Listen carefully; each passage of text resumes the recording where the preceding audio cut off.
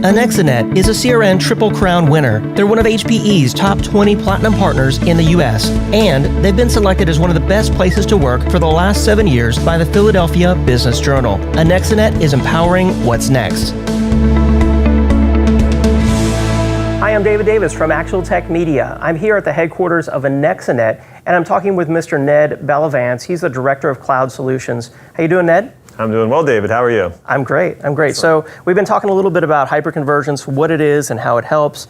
I wanted to now take it to a higher level and talk about hyperconvergence from the business's perspective. So for a company who has limited budgets, I'm sure every company out there does, why should they consider or look at hyperconvergence?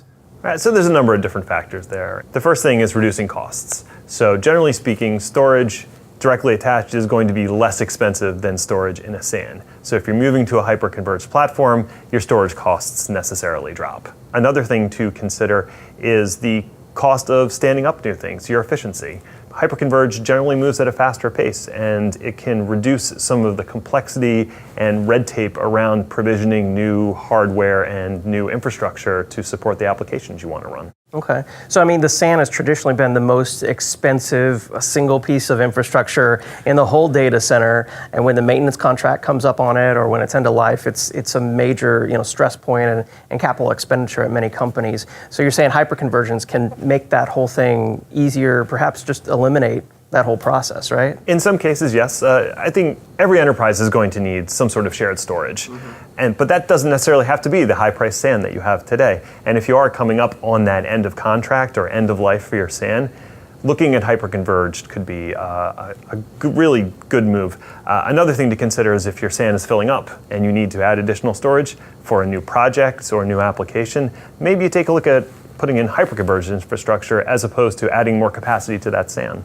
Yeah, great point. I mean, new applications might put a lot of storage I/O demand on the SAN that might be 3 to 5 years old and aging, and the SAN just can't keep up. So when you have a new application, when you're running out of space, when your SAN is end of life.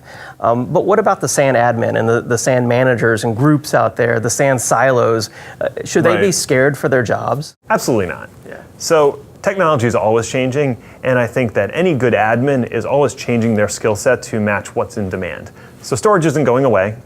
We're going to need somewhere to put our stuff, and whether that storage takes the form of a NAS box for your archive stuff, or if it takes the form of hyperconverged, the storage admin still has a job. It's just going to change as the technology changes underneath it.